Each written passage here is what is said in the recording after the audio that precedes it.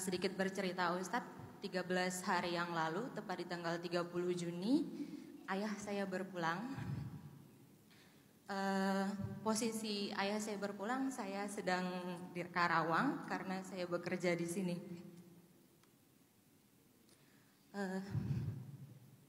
Ustadz, sebelum ayah saya berpulang, saya sempat pulang ke Lampung 6 hari sebelum ayah saya berpulang.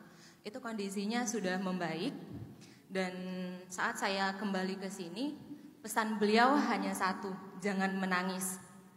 Itu saja yang dia sampaikan. Saya anak pertama dari 3 bersaudara. Adik saya yang kedua saat ini sedang berkuliah semester akhir, dan yang satu kelas 3 SMP. Banyak hal yang belum sempat saya kasih untuk ayah dan ibu saya, dan sampai saat ini banyak penyesalan saya karena saat beliau berpulang saya tidak ada di sana, dan ketika ayah saya sakit saya sempat bertanya kepada beliau dan menawarkan bagaimana kalau saya berhenti bekerja dan pulang ke Lampung untuk merawat ayah saya. Tapi beliau tidak mengizinkan karena memang posisi yang sedang bekerja memang hanya saya, Ustadz. Ustadz, di usia sekarang kan banyak banget hal yang belum bisa saya kasih untuk kedua orang tua saya, sampai akhirnya ayah saya berpulang. Dengan pesan ayah saya yang jangan menangis, itu jadi kekuatan saya untuk sekarang, untuk tidak menangis gitu. Padahal sebenarnya saya lemah, Ustadz, karena memang selama ini yang menjadi pegangan saya ya ayah dan ibu saya. Yang ingin saya tanyakan, Ustadz, karena banyak hal yang tadi belum sempat saya wujudkan bersama kedua orang tua saya ingin ketika ayah saya memang sudah berpulang, semua hal pencapaian saya ataupun hal-hal yang membahagiakan yang pernah saya rancang untuk membahagiakan mereka itu biar bisa dirasain ayah saya itu gimana, Ustadz. Terus yang kedua, cara yang paling tepat, Ustadz, karena kan dengan kondisi seperti ini saya berbohong, Ustadz, jika saya tidak baik-baik saja. Cara yang paling tepat dan cepat untuk meraih pertolongan dari Allah itu seperti apa, Ustadz? Dengan cara apa? Karena terus terang saat ini ketika saya ingin berpegangan kepada ibu saya lebih lemah daripada saya, Ustadz. Kita kan kalau doa itu kan doa kan, minta kan. Dan bahkan kadang-kadang kita memintanya tuh dengan doa template. Apa doa template? Rabbana atina fid dunya hasanah.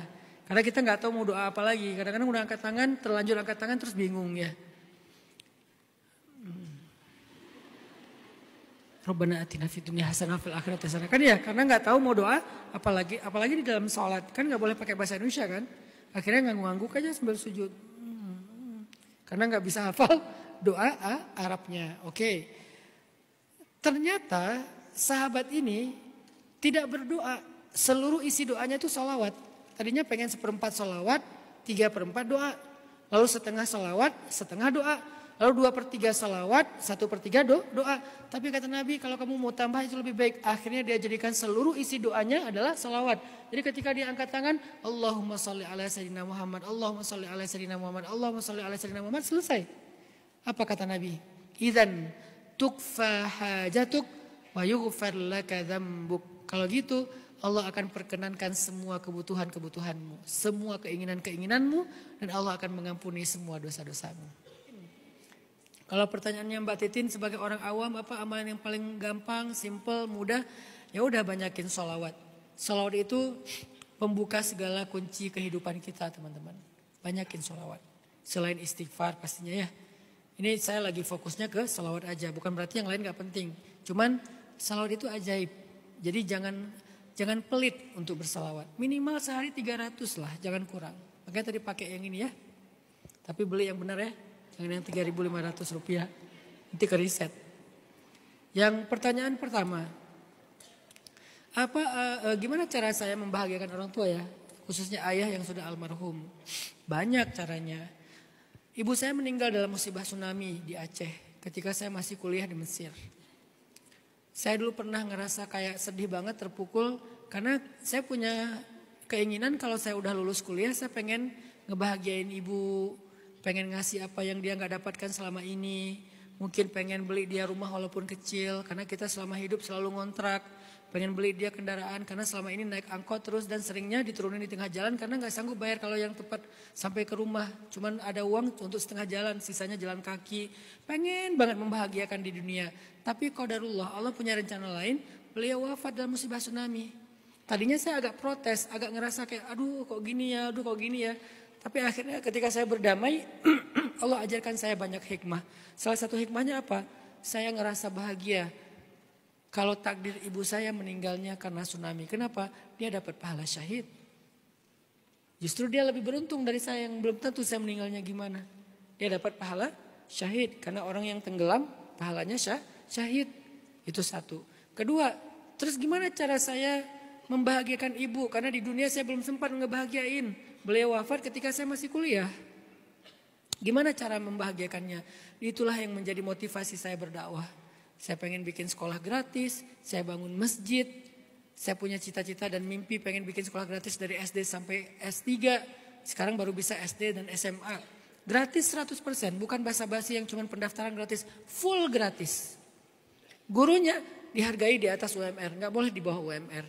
Sekolahnya walaupun gratis, gak sederhana. 9 hektar, punya stable berkuda sendiri, punya farming sendiri, punya peternakan sendiri.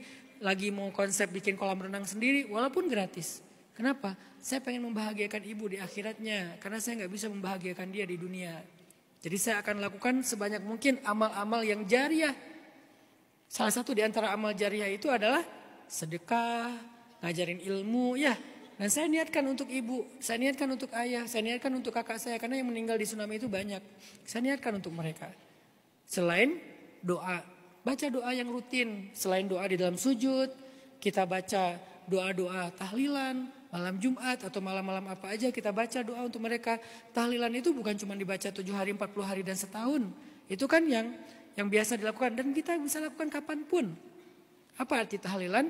Berdoa dengan berzikir dulu kan. Kan tahlil itu la ilaha illallah. Jadi kita berzikir, setelah itu salawat, setelah itu ya Allah. Allahumma gfirlahu warhamhu wa'afihi wa'afu anhu dan seterusnya. Ziarah kuburnya. Setiap saya pulang ke Aceh, rutin saya akan ziarah kubur ibu saya yang dimakamkan secara massal di kuburan massal. Karena tsunami itu gak bisa dikuburkan satu persatu ya. Akhirnya dikuburkan secara massal. Dekat bandara.